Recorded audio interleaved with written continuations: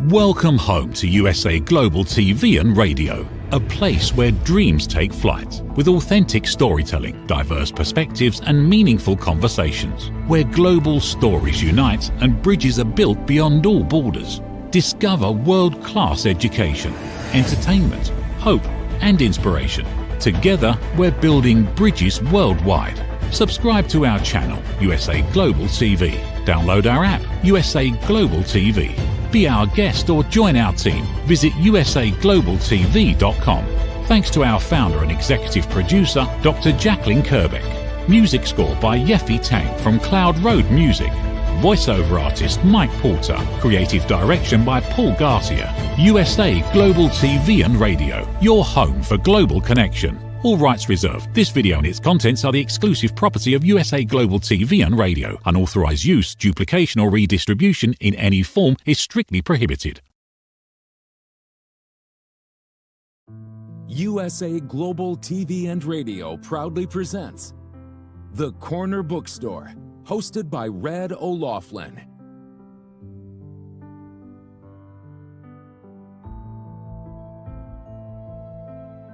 Step into a world where every story inspires. These pages come to life through the voices of authors from around the globe. Written by our global community of TV show hosts and best-selling authors, these works span genres, generations, and geographies, united by the power of storytelling. Discover your next favorite book and meet the minds behind the work.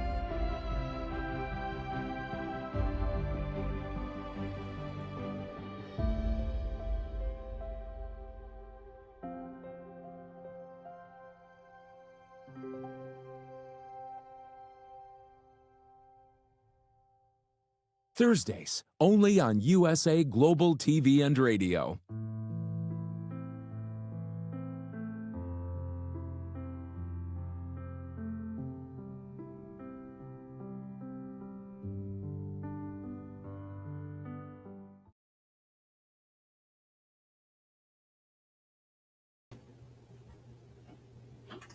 Howdy y'all, Red O'Loughlin here. I want to wish everybody a happy new year. 2026 turned last night, and here we are early this morning getting ready for another wonderful year on the USA Global TV and Radio Network. Today on the Corner Bookstore, I am super thrilled to have my boss, Dr. JACALYN KERBECK, join me, which you will hear in just a moment. But a very brief introduction about me. I am an author, a writer, a publisher, a TV host, father, grandfather, great-grandfather, a lot of things, but I love chemistry. I fell in love with it many, many, many years ago in high school, and I use that nowadays to research the human body at the cellular level for many reasons, but I've kind of focused on root cause analysis. I want to take the cellular biology and translate it into decisions that people can act on. But I not only look at what helps, but I look at also what makes things worse. So I kind of consider myself to a degree writing decision support manuals for aging people. That's kind of where I put most of my passion. So later on today, if you happen to catch me on Talking Heads, my topic today is accidental aging, quiet decisions that shorten your life. And so we'll talk about those things we never think about, but we make every day, and they can easily be changed. So enough about me. Thank you very much. Let's go ahead and get started on our guest today, Dr. JACALYN KERBECK. I've been with her for a number of years. She's the founder of the USA Global TV and Radio Network. She hosts, I think, 60-some shows, or not hosts, but she's responsible on the network for over 60 shows a month that can be produced, award-winning, just lots and lots of things. We're going to get into that. So, Dr. JACALYN, please join me up here on stage. Listen, babe, now. Listen, babe, now. Listen, babe, now. Listen, babe, now. Listen, babe, now. Listen, babe, now.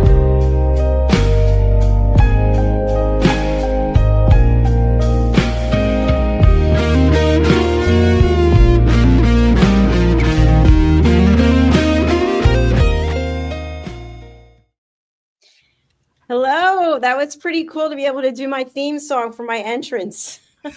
I didn't realize that was your theme song. I know it's your latest, and and I'm looking at that. Okay, so Dr. Jacqueline is writing books on listening. She's talking on listening, and now she's singing on listening. So I guess there must be a theme in that somewhere.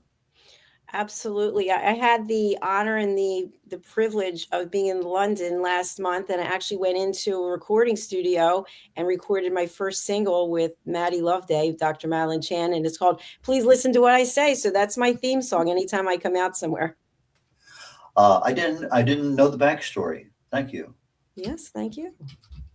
Um, we're here on the Corner Bookstore. We've been here before, and you've highlighted some of your books over the past, but you were in corporate for a while, I think in marketing or sales, but you were there forever.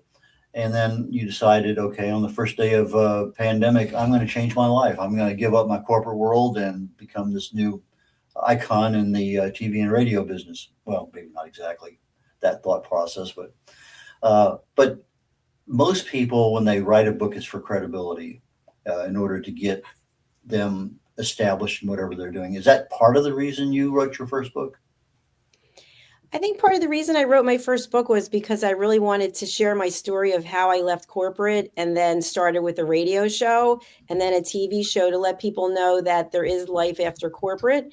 I'm very grateful for the corporate career I had. I had a lot of terrific experience and wonderful clients and traveled the world. But I wrote the book so that people could understand you too can share your voice. And this is how I did it. Okay, so you wrote the book, and that was your first, and you've had chance to write several since then. Um, if you are writing a book tomorrow, which you probably will be, um, what are some of the lessons that you've learned on writing the book? I'm not talking about the children's books right now. We'll get into those down the road. But let's say you're writing a how-to business book of something dealing with listening or some aspect of entrepreneurism or whatever. What are some of the things that you've learned that would make the job of being a writer and becoming an author easier?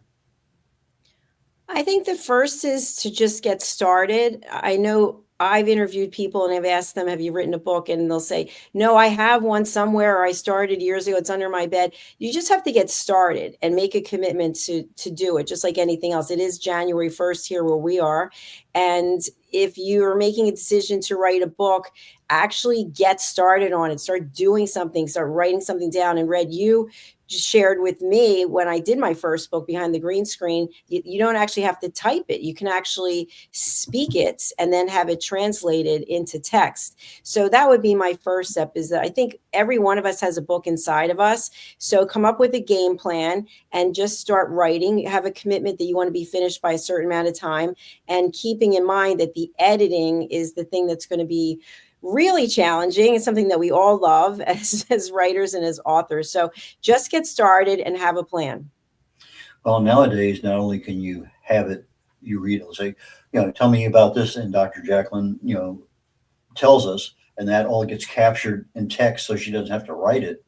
But the AI is coming out now where it actually can form a movie video of your words. So imagine what things are going to be like in a couple of years when we start deluging the world with all these videos that used to be books. Yes, it's going to be interesting. And I want to thank you because you also told me about AI way back. And so I use AI quite a bit. But what I found is that it makes a lot of mistakes. And it's pretty easy when you're using AI to see when other people are using AI. So I always change it into my own style and make sure that it really is my voice that's resonating with me. So I don't feel like I'm just taking something that somebody else did. But it makes a lot of mistakes. And I've tested it a number of times and just given it information from one perspective and then another perspective, and I feel like it's always cheering me on. So I've said to it, I don't think you're really being very impartial. I know you want me to win, you want me to do well, but sometimes we really need to have that third party to evaluate. And I know that some people are putting out videos that don't even look like themselves, and I think to myself, are you looking at what this has created? It doesn't even look like you. It's not even your branding. So I don't know what that's going to look like, but I do think that we as humans have to really look at what are we attaching our name and our brand to. And it's just a tool. That's all it is. And some tools are made for unique things. Maybe designing a banner, maybe designing a book cover, maybe going in and doing. When I use AI, I have about a 2-page prompt that tells it exactly who it is, where I want it to go, why I want it to go there.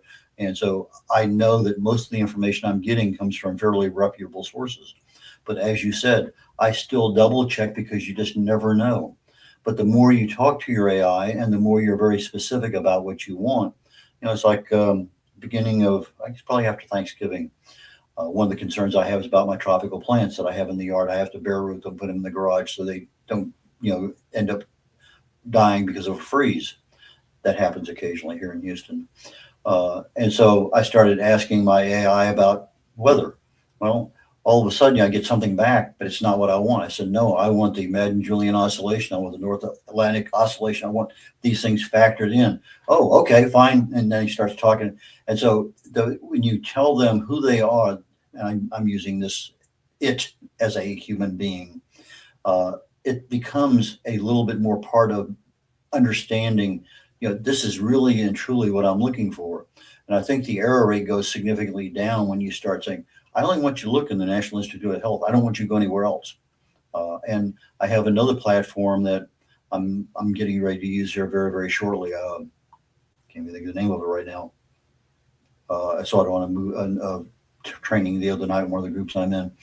And you tell it where its sources are, and it goes there and develops a video based on that, or an audio based on that, or a text based on the information there. So if I said, here are 8 segments of USA Global TV and Radio Network I want to use as reference, develop a 500 word, blog, boom, it'll go out there. Now I have something that's an outline and I can use it to tweak and do something. So the tool is there, but again, we have to know that it's just not something you say, hi, how are you? Tell me this, because you're not giving it any reference. It's going to go anywhere it sees. And so that's part of the problem I think most people have with the AI. They want to keep their intellectual property, but they don't want to say, hey, there's a lot better way of doing this. Yes, I would agree. And the other thing that I found is I manage all of my websites myself because I've outsourced and people have hijacked them, et cetera. And so I've learned a lot about doing websites. And so I just redid USA Global TV and Radio. And I wanted a certain process for the book your session page so that it was more streamlined. And so I created the whole thing. And then I went and I told the AI exactly what I did. And it said, oh, it would make more sense if you tweak this one thing. So then I did, and I recapped exactly what I did. And it came back and said, oh, you shouldn't have done that. You should do this. And I wrote back, you just told me to do this. This is read your own, like you just told me to do this. So it doesn't even remember sometimes what it tells you to do. So it's just, I think it's almost like having a team of people, but they have to be managed. You can't just let them run and do whatever it is they want and have no supervision. So that's what I find. It definitely is a cost savings in a lot of ways, because unfortunately it does eliminate a number of jobs that we'd have to hire people for. And it does provide a foundation, but we're the ones who have to build the property on the foundation, build the home or whatever it is, so to speak. When did you become the listening mentor and why? I think I became the listening mentor in 2021 because I was partnering with a person who was asking me for coaching and to listen. And the person said, you're a really good listener. And I said, thank you. I've actually been told that a number of times in my life. People would share information with me. They would know people in my circle and they'd know them really well. And then I get introduced to them. And all of a sudden they're telling me their deep, dark secrets. And people in the circle are like, wait a minute, we've known this person for so long and they've never told us. It actually just happened last night at a party. So it was probably 2021 or 2022 that somebody I was working with said, you're really the listening mentor. And so that's where it came from. Okay, so you got the moniker, you accepted the role. In order to have credibility, you wrote a book. Then you wrote another book. And then you decided, and I remember us talking about this. What are some of the things that we really are never told as kids? Relationships, finances, this, that. I mean, lots of things. But we learn by the people around us, and they say, the five closest people kind of give you some indication of this, that, and whatever. But you chose to take that listening segment with so much tenacity and say, we really need to get this into the schools. We need to get this into the families, that if they start as 3, 4, 5-year-olds and they know how to listen, I'll let you take it from there, because it's really your story. Well, thank you. I appreciate that. I was just with my great niece and my great nephew just a couple of days ago, and just being around them and just watching that innocence and the ability to, my sister and brother-in-law gave them this doctor's cart with all the things that you would have maybe in a hospital. And so, take out the stethoscope and taking your temperature. And from there, my great niece decided she wanted to cut my hair. So now she's a salon owner. So it's just really amazing to have that curiosity and that wonder. And I think as we get jaded in life, something happens or someone tells us something, you're no good at this, or you'll never be anything. All of a sudden, we're no longer listening to our intuition.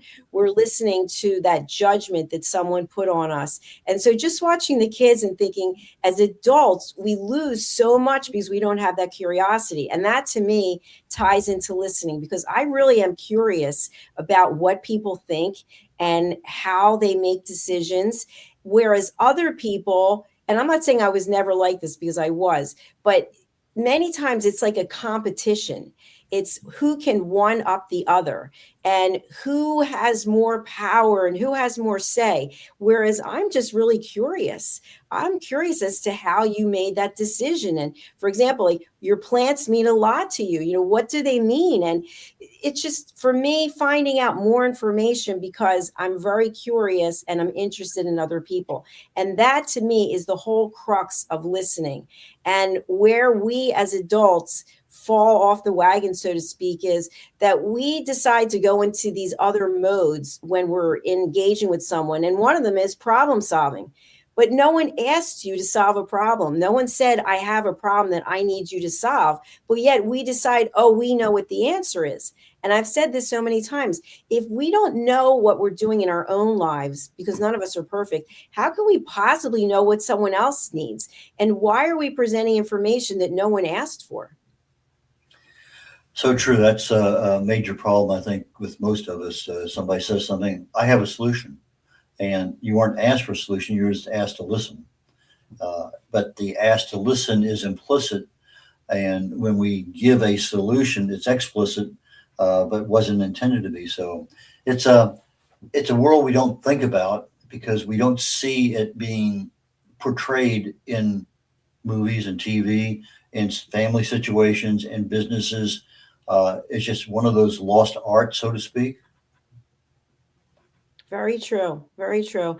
And I think, as today is the first day of 2026, at least again for us here where we are, it's making a conscious decision to evaluate our own behavior. So I have 3 questions that I ask myself before I say anything. And part of this is included in the book. You can see they're holy but harmful. The questions are, and the same thing pertains to social media before we post something.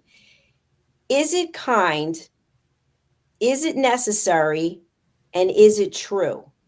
And I think for the third one, is it true? That's where people start manipulating information to the way that they want to interpret it and then share it. So they'll take an entire story and they'll segment it and just use the part of the story that proves that they're right. And so I think if we were able to stop competing with one another and look for more ways to bring inner peace and world peace, that this would be a completely different world that we live in today. Instead of the hatred, there's so much hatred on social media that I personally, and I sent this out to our team, it's we stand for elevated listening. So if there are people who are posting posts that are filled with hatred and anger, they're not going to be here that long, because that's not what we're about. And so you have to be transparent in how are you showing up on the screen and in social media and in your real life. or rapidly approaching commercial time. So why don't we get ready for that? And when we come back, let's talk a little bit more about these perspectives, because I have one that I like to use as an example that sometimes your perspective is diametrically opposed to mine, and you truly believe it's true, and I truly believe mine's true. But I think it's something that we need to at least broach. So after the commercial break, let's talk about perspectives.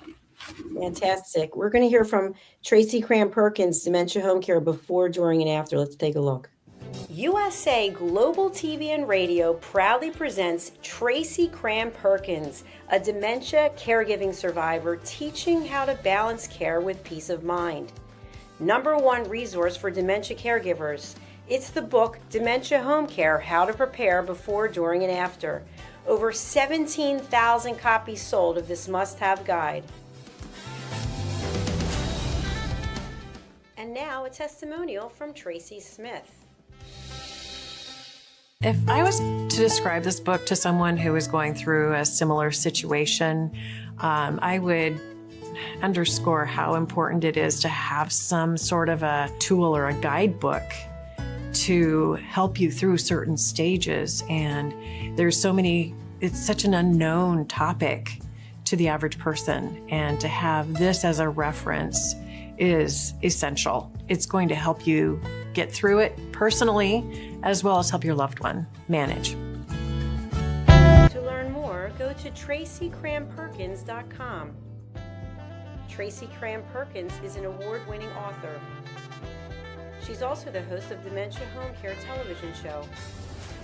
Watch it here on USA Global TV and Radio.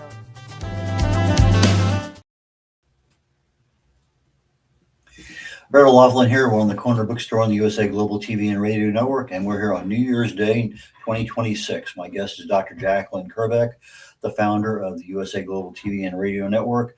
And as an author of 20 or more books, we're getting involved in her main theme, which is she's a listening mentor. Let's get back to Dr. JACALYN, and let's continue down that road just a little bit, because you've written several books on listening, and then you translated that knowledge into the basics for children. We're going to get into the children's books here very quickly. But perspectives.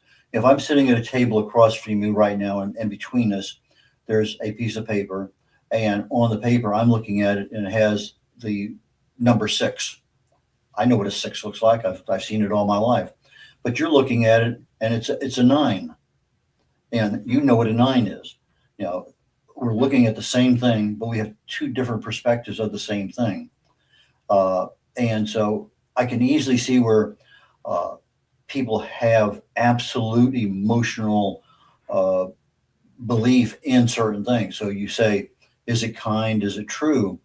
In some cases, the kindness and the trueness don't necessarily get translated with the same level of professionalism. You can present something that's, okay, this is what I believe. And if you preface it that way, that's fine. But when you throw it out there that everybody should believe this no matter what, that's a different perspective. And I think that's a problem. Well, I think, in my opinion, if you go back to the example I gave with my great niece and great nephew, it's just about being curious. It's just like watching them open the gifts, and then, oh, 1 minute you're owning a hair salon, the next minute you're a doctor, the next minute you're a nurse. And it's just being curious, as opposed to what happens as adults. It's about being right. It's about, this is the only way to do it. I think that you're wrong because you think this. And I don't think that. The way I feel is I'm interested to know how you came to this determination and why it's important to you. Not that I want to change your mind. I just want to know you better. And to know you better, that means I have to put down my preconceived ideas. And especially in my role as a peace ambassador, you know, we're working with people all over the world who are living, some people are living every single day in fear of dying, of being killed.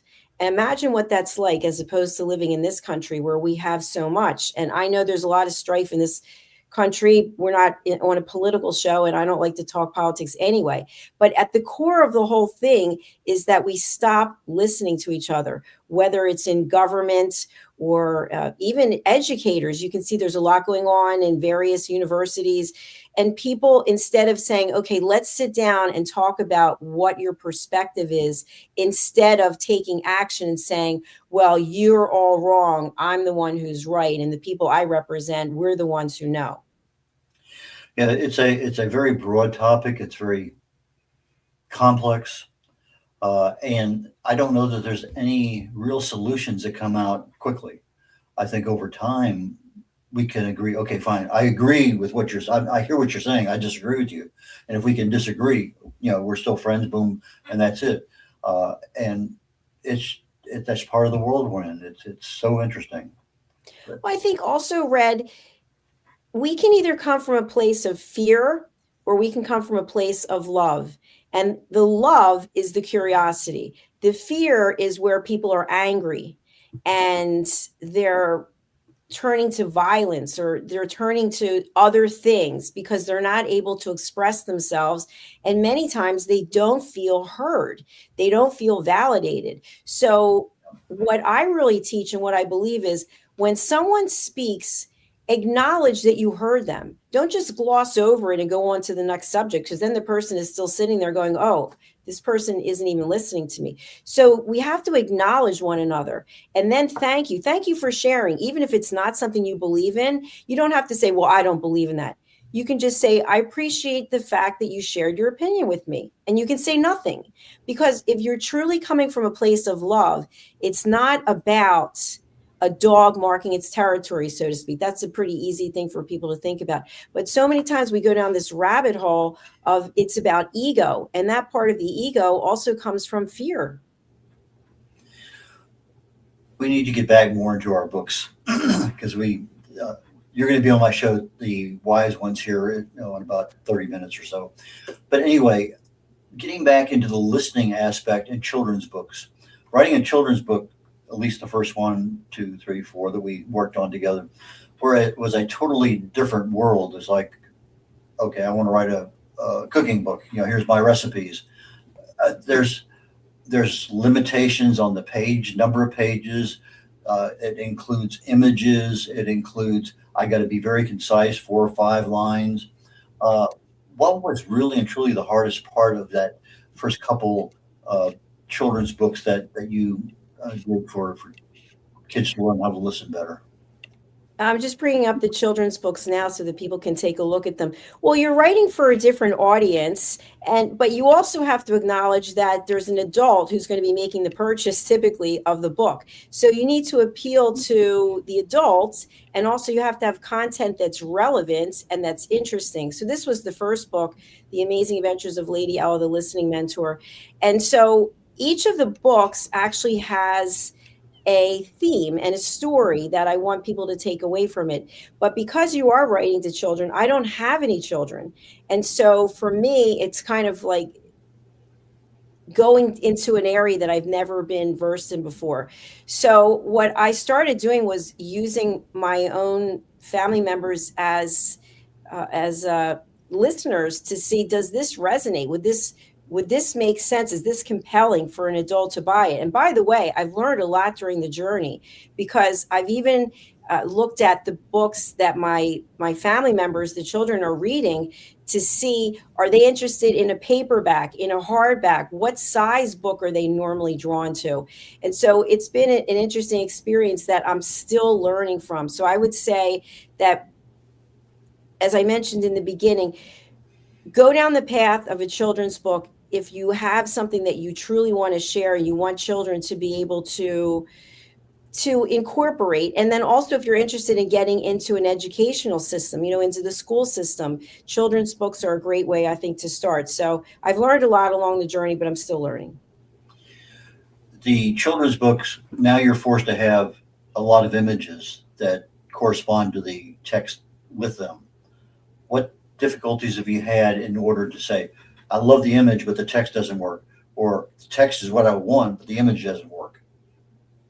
Well, for me, it starts with the text, because the text is really what is going to leave I think, the most of an impression on the adult or the person who's the reader per se.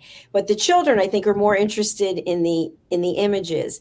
So there is a challenge in making sure that they line up, because I'm not doing the illustrations. I'm not an illustrator. Believe me, I looked into it and I thought, you know what, I'll just do the illustrations too. But no, I can't do the illustrations. So you're basically depending on someone else to be able to convey your message, which is through the text. And sometimes they don't line up. And then you have to go back and ask the illustrator to redo the image based on what the text is. And they may not be happy about that because that's their baby, right? That illustration is something they put their heart and soul into, but they have to match. And sometimes we created a new text to go with whatever was there, because it wasn't taking away from the message. It was just clarifying what we were seeing was in fact what was being read to a child, so that you had that emphasis on, this is really what I want to get into that child's brain. This is what's important. And I thought that you did a masterful job on that on several occasions, because the theme is this, whatever that aspect of listening was, and each book has a different aspect that they're focused on. And so it's kind of hard sometimes to keep that focus there, because we as adults, as you say, we solve problems that don't need to be solved, but we're in that book and we're trying to create a combination image, text, and education, awareness more so than anything else. Yes, I agree with that. You've had a couple, three things out there. Your almost every book you've had has been a best-selling book. Every book has been a new. Tell the world what's happened, because you solved the equation for a lot of authors. How do I get my book to be number one? How do I get my book to be the best new book out there today? So you've had a lot of experience in that. What's your secret? Well, thank you for asking. I've learned a lot from you actually along the way. And you and we worked together on all my books, except I would say the last one I pretty much did by myself. And so what I've been able to do is I have released any emotional attachment I have to any of my books. And I've shared this before, but if I see you in person and if I have a book with me, I will gladly sign my book and give it to the person. So I am not looking to get rich on book sales. And I know a lot of people, you and I have a very different perspective when it comes to book sales. And I think that's great. But for me, it's, can I get this book into someone's hands and they're actually going to read it and they're going to take something away from it that maybe they'll find inner peace. So to me, what's most important is having my books be #1 new releases on Amazon or #1 bestsellers. And I've been able to accomplish that on all of my books except for one. And the one where it didn't happen, I think it was the Lady Ellen, Lord Jack's Kindness Adventures. I didn't put that much time into the marketing of it. So because this platform is out on social media, I think I have an advantage that some people don't necessarily have. And also because I've learned how to do social media marketing. I used to pay people, now people pay me to do their marketing. But I spend hours, I might spend 15, 17, 19 hours marketing the book before it actually comes out. And so the day that it's released by Amazon, I think it's at 12:01 Pacific time. I'm not sure, so don't quote me on that. But every hour, Amazon is updating all of their book categories to let you know what book stands where in the rankings. And so I'm checking literally every hour to see what updates there are. And then once you see there's a little banner that goes across your book page that it's the #1 new release, it might be a top new release, and then you go to the top new releases and you see where it is. So I'm taking pictures, screenshots of it, because once it's gone, that's it. So I think the answer would be that I put a lot of time and energy into that, because that's what's really important to me, as opposed to the book sales. I want to get it, I want it to be recognized as a top new release or a #1 bestseller, and then people can make the decision to go and buy it. But I'm going to be reaching out to people individually through my travels and signing them. Okay, so let's talk about marketing for a few minutes. What are some of the things you do to market your books? Well, one of the things I do, and I don't, this is available for anyone. I make movie trailers for my books. I mean, right now we have a number of movie trailers I could play. So each book gets its own dedicated movie trailer that I then run on social media. I put them all on YouTube so that they can be seen at any point in time. And then I also will run them on a number of our shows. So movie trailers. And then also when I travel, I take my books with me, and I typically will have pictures taken with people with me with the books, or me signing the books. And then I'll do social media marketing as well as put the books and some of the reviews on my websites. Do you have any plans for audiobooks?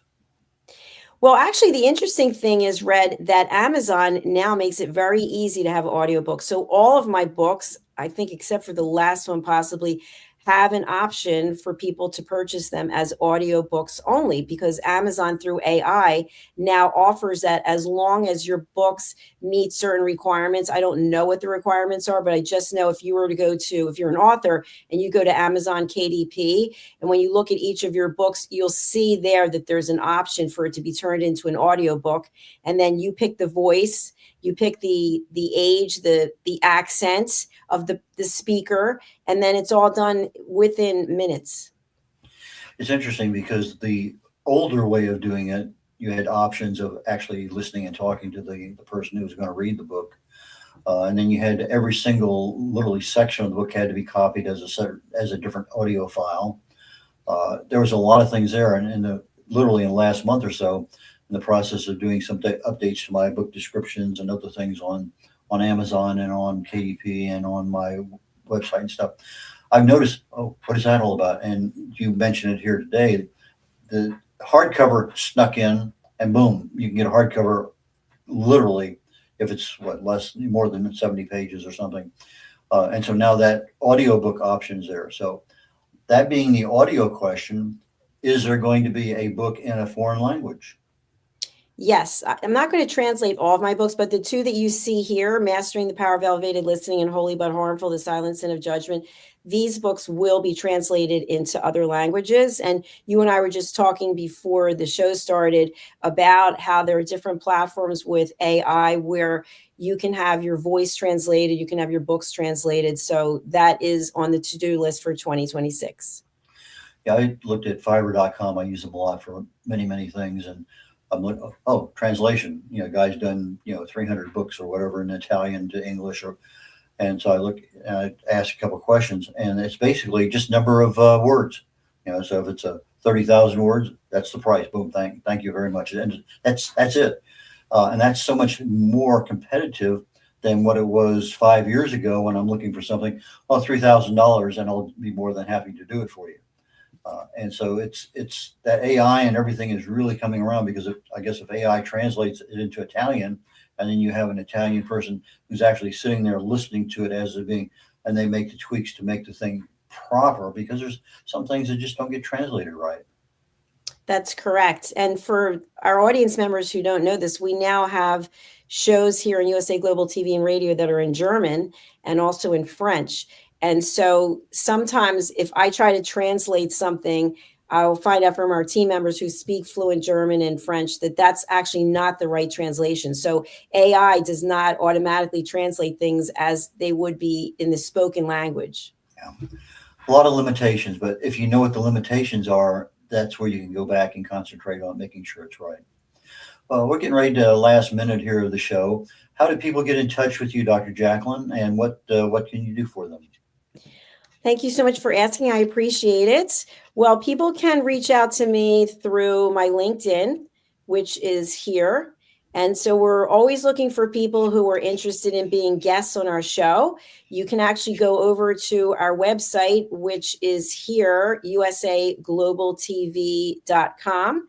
And you can go to book your session. We've got a really cool, I think, streamlined process now where we offer 3 complimentary interviews in a calendar year, which is 2026. And then if you want to come back after 3 interviews, there's a fee, $154. And people will say to me, why why is there a fee? Well, because you're taking a time slot of somebody who maybe has never been here before. So we want everyone to have an opportunity. Then you can join our team and get up to 10 interviews in a year. And then if you're interested in additional visibility, like search engine optimization, editing, promoting you, et cetera, et cetera. So that's usaglobaltv.com. And then if you're interested in purchasing any of my books, you can go to Amazon and you can find the books here under my name. Just put in Dr. JACALYN KERBECK.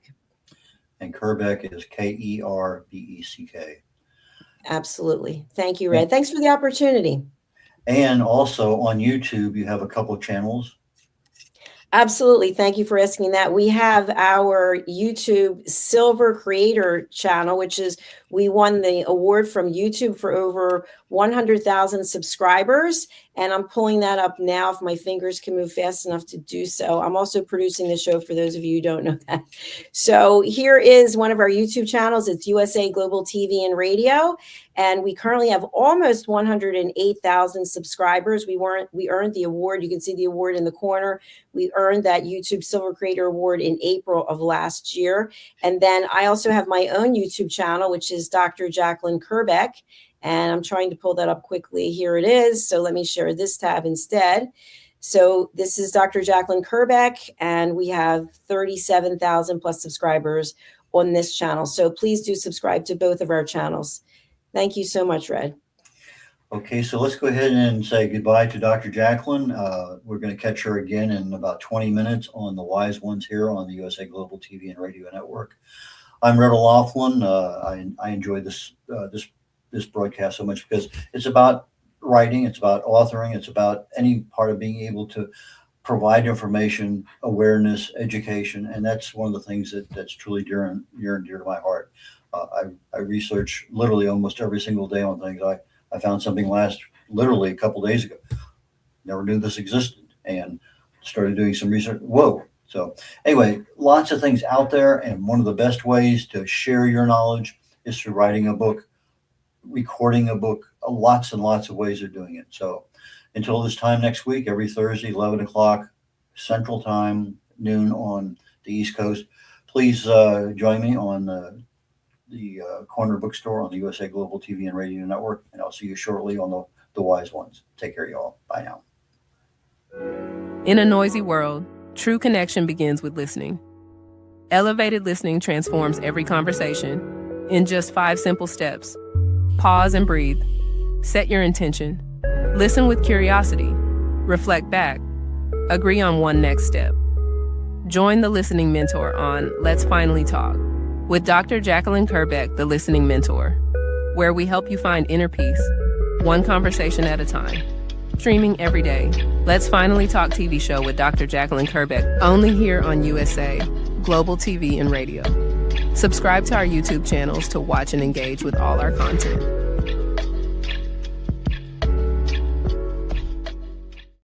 Is it true? Is it kind? Is it necessary?